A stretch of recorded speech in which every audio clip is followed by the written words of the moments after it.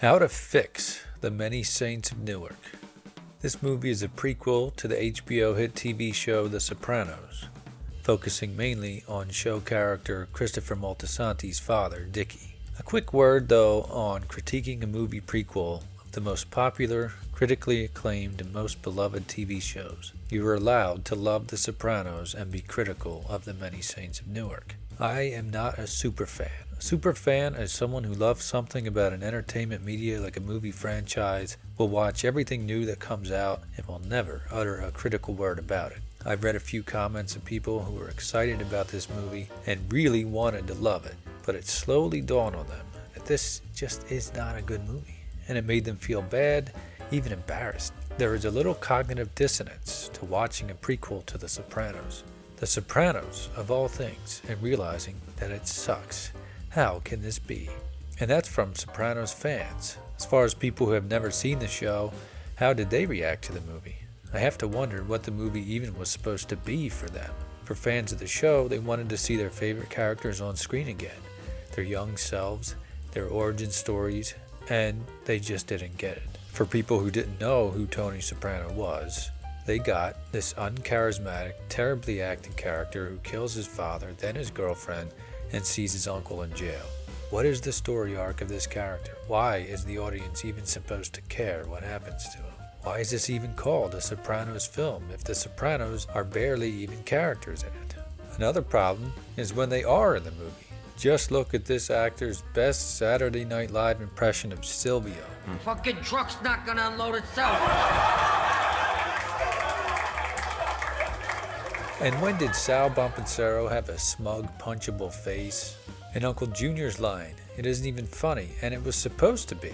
Parts like that are a missed opportunity. Why not have Uncle Junior ask Tony if he made practice that day, and give his trademark smirk when Tony admits that he skipped it? That way it's a nod to the line in the show when Uncle Junior was starting to suffer from dementia and claimed that Tony never had the makings of a varsity athlete, without hitting you over the head with a frying pan with it. The scenes with Tony could have been cut from the movie entirely if this is a movie about Dickie Moltisanti, or if the movie is about the Soprano family as it says in the title, the scenes with Dickie Moltisanti could have been cut out.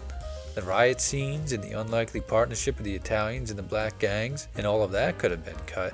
What is this movie even trying to be about? Maybe that's one reason this movie flopped, bringing in only $5 million in its first weekend in over 3,000 theaters on a budget of $50 million, not to mention getting only 59% of viewers to give it good ratings. It doesn't know what it wants to be, and it has no reason to even exist. If this movie didn't have the Sopranos name attached, and instead had characters all named something else, would anybody even want to see this movie?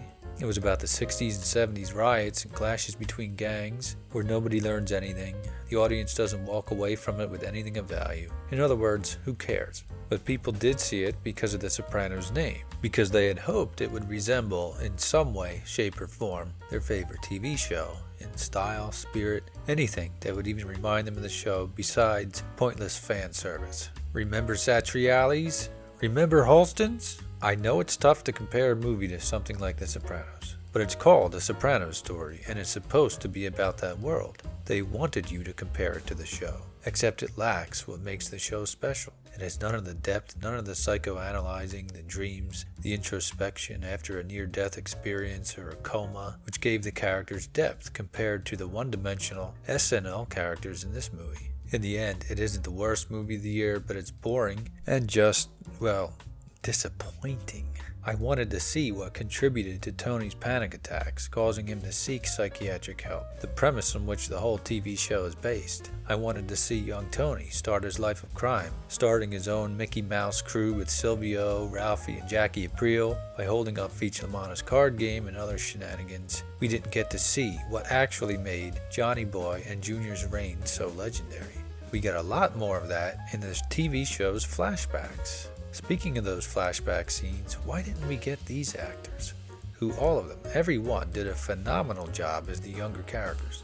None of that can be said of a single one of the actors in Many Saints. Michael Gandolfini isn't a professional actor, but he needs a lot of help if he's going to return. Vera Farmiga, who I loved in The Departed, Hey, I just can't help comparing other organized crime movies here. Did an okay job.